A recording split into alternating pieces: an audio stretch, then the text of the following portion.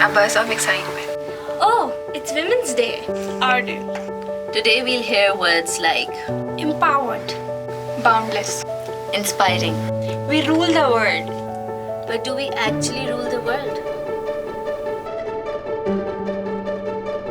We can't go out on our own terms. We still have to think about child look. We still have to think about how people see us. And red lipstick is still a taboo.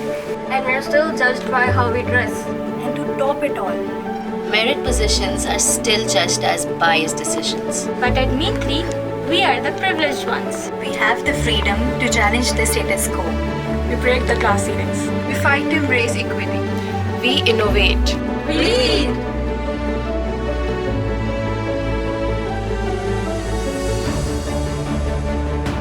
Let's take action too. Embrace equity.